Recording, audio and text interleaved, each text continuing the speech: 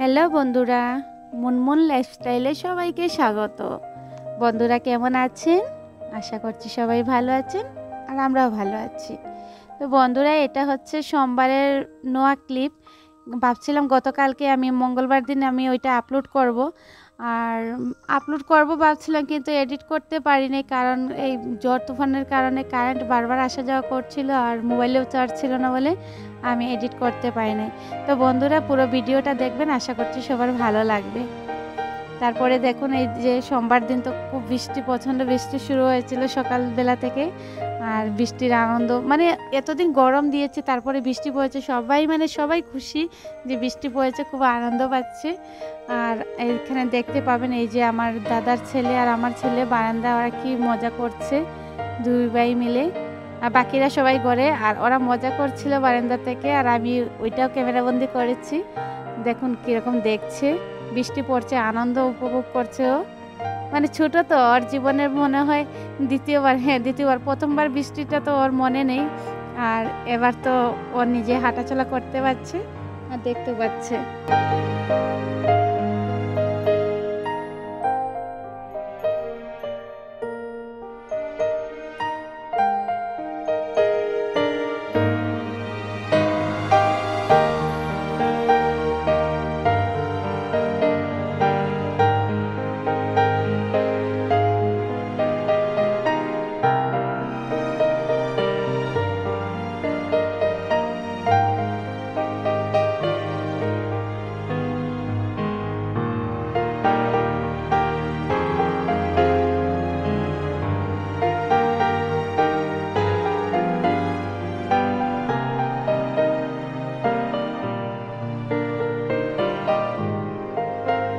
বন্ধুরা, আপনারা দেখতেই পাচ্ছেন ও কি আনন্দ পাচ্ছে। সত্যি আমি ওদের পিছনে দাঁড়িয়েছিলাম, আমার সাথেও শেয়ার করে যে বৃষ্টি পড়ছে ওইটা বলছে আমাকে।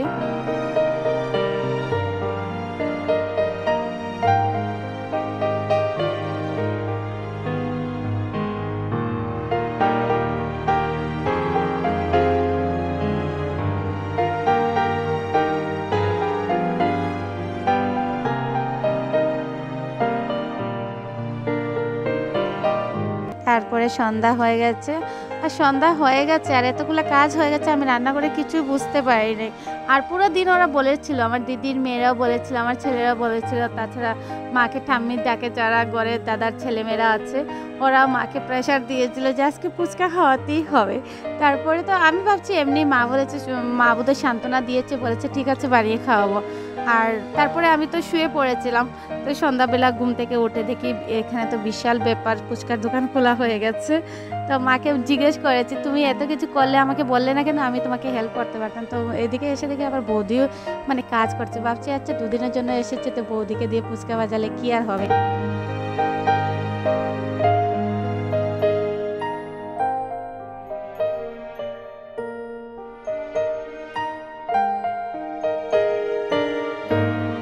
ফুচকার জলটা দেখে কার কার জিভে জল চলে আসছে প্লিজ কমেন্ট করে জানাবেন।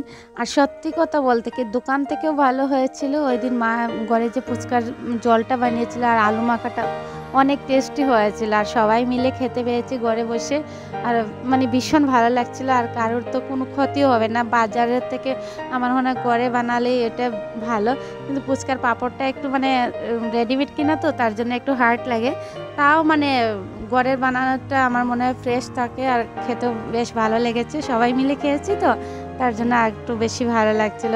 দেখুন এই যে বাচ্চারা কীরকম দেখছিল তখন বানাবার সময়, আর মা তো বানিয়ে রেডি করে রেখেছে। তারপরে খাওয়াটা আর দেখাতে পারি নাই আপনাদেরকে, আপনারা বুঝতে পারছেন আমরা কীরকম খেয়েছিলাম। তো বন্ধুরা, এবার দেখতে পাচ্ছেন ওইদিকে মালপোয়াও হয়ে যাচ্ছে। তো আমি যখন ফুচকা খেয়ে আবার রুমে চলে গিয়েছিলাম, তারপরে আর এদিকে কতক্ষণ আসি নাই। এসে দিকে অনেকগুলো মা মালপোয়া বানিয়ে নিয়েছে, কখন ব্যাটার রেডি করেছে সেটাও আমি বুঝতে পারি নাই। আমি তো ওদের সাথে মানে বাচ্চাদের সাথে খুব মজা আনন্দ করছি, বৌদিদের সাথে, আর ওইদিকে মায়ের কাজ করেই যাচ্ছে। মানে একটার পর একটা খাওয়া রেডি হয়ে যাচ্ছে, আমি বুঝতেই পারছি না। আমার ঘরে বানালে তো আমাকে নিজেই বানাতে হয়, মানে কোনটা পরে কোনটা করব ঘরে, ওইটা আমাকেই করতে হয়। আর এদিকে মা একটার পর একটা করে নিচ্ছে কাজ, মানে খাওয়ার জিনিস বানাচ্ছে, আমি বুঝতেই পারছি না। আর যখন এসে দেখতে পেরেছি তারপরে ভাবলাম একটু ক্যামেরা করে নিই, আমি যখন ব্লগ দেবো আপনাদের সাথে শেয়ার করবো, আপনারাও আনন্দ পাবেন এই ব্লগটা দেখে। আর ওই দিকে দেখতেই পাচ্ছেন একটা বাটির মধ্যে মা মালপোয়া বানাচ্ছে, আমি সেটা জানি না মানে বাটি দিলে কি হয়। তখন মাকে জিজ্ঞেস করেছিল মা বাটি দিয়ে বানাচ্ছ কেন, মা বলে যে প্রথম 2-3টা একটু নষ্ট হয়ে গেছিলো, তারপরে আমি এই বাটি দিয়ে বানাচ্ছি বলে সবগুলোই সুন্দর হচ্ছে। আর মালপোয়াগুলো না খেতে ভীষণ টেস্টি হয়েছিল, খুব ভালো লেগেছিল, অনেক দিন পরেই খেয়েছি। আর বন্ধুরা আজকের ব্লগটি এতটুকুই, প্লিজ কমেন্ট করে জানাবেন ভিডিওটা কেমন হয়েছে, সাথে থাকবেন, পাশে থাকবেন। আর যারা আমার চ্যানেলটিকে এখনও সাবস্ক্রাইব করেন নাই, প্লিজ আমার চ্যানেলটিকে সাবস্ক্রাইব করে দেবেন। আর ভালো থাকবেন, সুস্থ থাকবেন, দেখা হবে নতুন আরেকটি ব্লগে। ধন্যবাদ।